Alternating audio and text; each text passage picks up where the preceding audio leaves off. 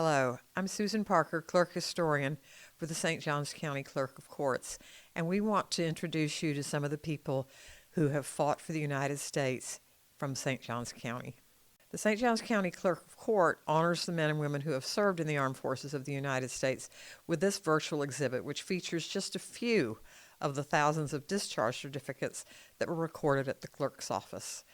These discharge certificates come in many different forms. There was no standard form until after World War II.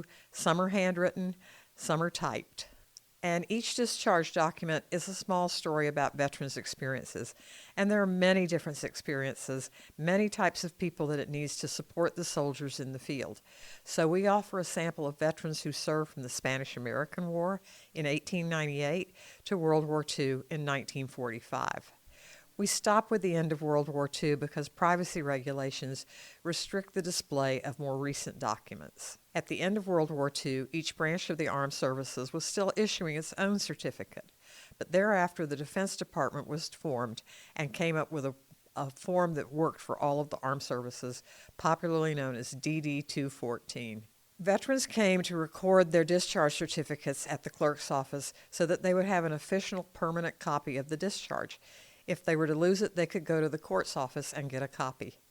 The veterans needed the discharge document so that they could apply for a variety of benefits that were available to veterans. Some of the discharge certificates were recorded during the war, but many were recorded after the war ended in September of 1945. The images of the discharge documents in this exhibit were made between 1919 and 1945. Using the technology that was available at the time. The military discharges tell, and they all don't tell the same thing, but where each person served, the date and venue of their enlistment and separation, their occupation before enlisting, the medals they were awarded, identifying marks, scars, and fingerprints, health record and character, vaccination record, and sometimes if they had special skills. Also recorded on there are the amounts of the final pay and travel money that they received for transportation home. We're amazed today at how small the payments were, sometimes just $4 or $5. Information in the discharge certificates, of course, changed over time as the times themselves did. Let's start with the Spanish-American War. We have this rather elaborate discharge certificate of Frank M. Howe, who was a chief musician in the Philippine Islands from 1899 to 1901 during the Spanish-American War. He moved to Crescent Beach after the war, and he is buried in the St. Augustine National Cemetery. Look how elaborate the information about him is. Chief musician, the expeditions he was on, and that his character was excellent, and the flourish of the major who signed his certificate. World War I also pulled people into the services. Percy Shelley Walton served on the cutter Seminole from 1915 to 16 before the war, and then the cutter was brought into wartime service. He was a ship's rider aboard the cutter Seminole. He enlisted just 2 weeks before the German submarine sank the British passenger ship Lusitania. Americans were outraged about the attack on a civilian ship and pushed to join the war. The Seminole had been launched in 1899, about the time of the Spanish-American War. It was 188 feet long and powered by steam, and began its career as a rescue ship. However, with the outbreak of the war, the Seminole's new task was to enforce the neutrality laws of the United States until the United States entered the war in April of 1917.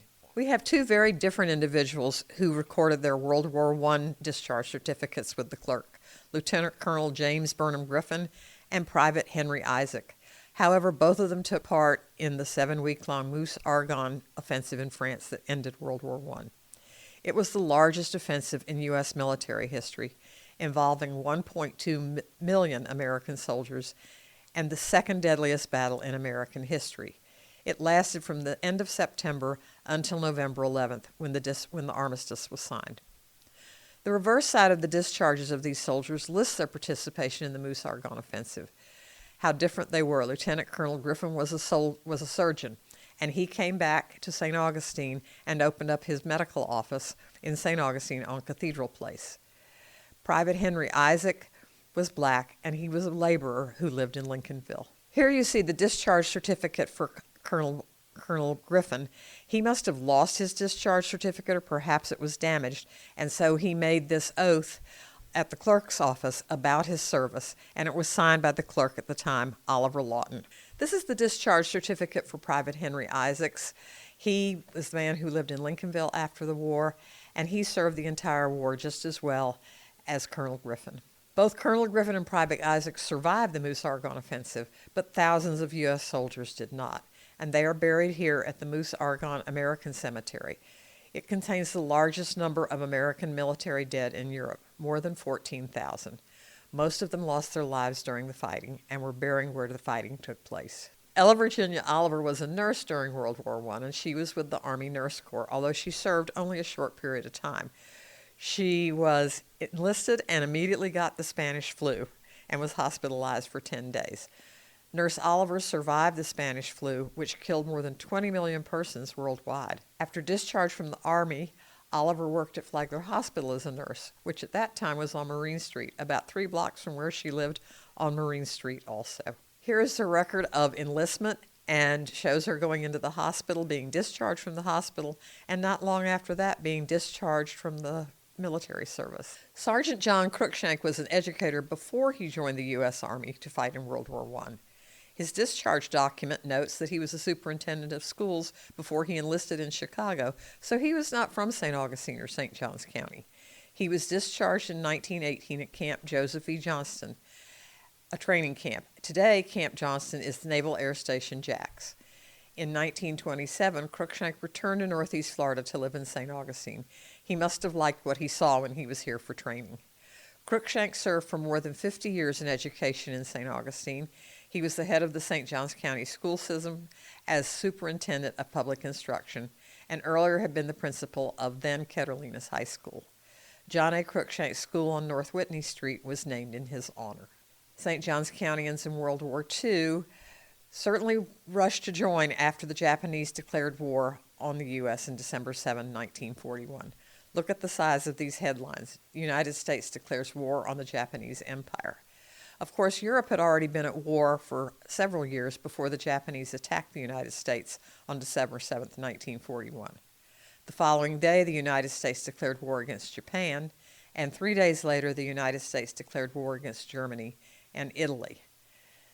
Here we showcase a few of the St. Johns County residents who served in World War II. Some of them, of course, served in the front lines or in fighter planes. Others protected the U.S. homeland as they patrolled the coast. It is surprising to see how many different types of jobs it takes to keep the military moving. Citizens rushed to fight after the attack on Pearl Harbor, and the enlistment stations were overwhelmed. Some of them were forced to stay open 16 to 18 hours a day. The war quickly changed everybody's lives, whether you were in the military or not. Just a few weeks later, in 1941, about Christmas time, Christmas was now sharing attention with the war in the newspaper and on the radio.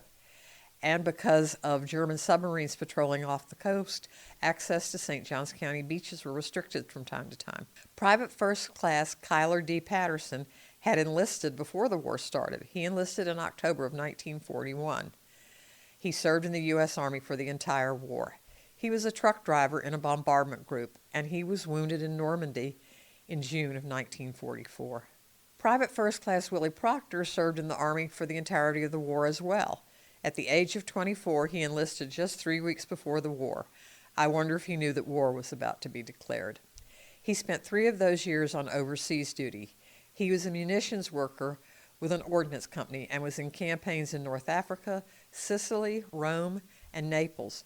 Proctor was born in Piccolata and left school after the 3rd grade. He had been a truck farmer while he was in Piccolata, in other words, growing food for local consumption, not for a large agricultural company. I wonder if he ever thought that he would see so much of the world when he was working in his fields near the St. Johns River. Thomas Milton Byrd was also a farmer from nearby Hastings, and he too enlisted in the war, but this time just shortly after it was declared. He also served the entire war, as many people did. He was a chief's pharmacist mate. See, another person that it takes to keep the Army on the move, or any of the military on the move. And he was, according to his discharge, commended for duty well performed as a crew member during the bombing and torpedo attacks on the USS Almac on November 8, 1942. Byrd recorded his discharge during the last week of December 1945.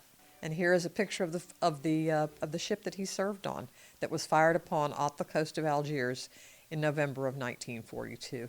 Private Henry Jones served only 3 months before he was discharged. He went into the Army, and then it was decided that his services were more valuable as a civilian.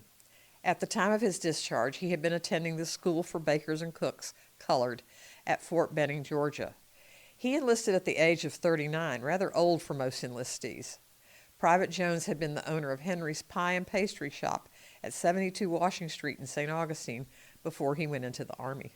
This is the building where Private Jones took his training for U.S. Army Cooks and Bakers School and taught them the fine art of cooking and baking for the troops.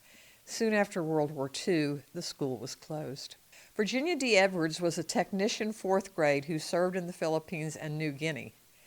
She was part of the campaign to recapture New Guinea from the Japanese occupation, which also lasted throughout the entire war, from January 1942 until the end of 1945. Edwards was a message clerk in World War II, and she returned to civilian life to work really in the same sort of events. She was a telegraph editor at the St. Augustine Record. When Edwards returned, she lived in one of the few apartments buildings then on Davis Shores in 1945. In fact, there were very few buildings on Davis Shores in 1945, but soon after the war, the building boom began for all the families that demanded homes. Here is a map of the theater, the Pacific Theater, in which Virginia Edwards served as a message clerk. And at age 20, James B. Badger of Hastings enlisted in the Army Air Corps to become a fighter pilot. He was a fighter pilot, single engine, and he flew missions over France. He was awarded the Distinguished Flying Cross and was discharged at Camp Blanding as a first lieutenant in September 1945. Badger was fortunate because many of the fighter pilots did not live long enough to be discharged as they delivered their payloads. This is a record report from June 4 of 1944 talking about the fighters blasting the French coast just before the beginning of D-Day. Franklin A. Buck had been a teacher at the School of the Deaf and the Blind in St. Augustine. He was a teacher of the deaf, and he enlisted as well and served on an anti-submarine patrol in Trinidad in the Caribbean. We don't often think of there being defense of the Caribbean in World War II. His service, however, reminds us that the United States protected the shores not just of the United States, but of most of the Americas, as well as the fighting in Europe and in the Pacific Islands. On the left is a photograph of a temporary defense camp that was being built in Trinidad just as the war broke out, where Mr. Buck served. This exhibit was prepared by using the discharge records with the clerk of the court and then adding some other to it. The clerk of the court has much information that you can trace your family, where they lived, who was here, and other things such as that. If you come to the courthouse, they will be happy to help you with that.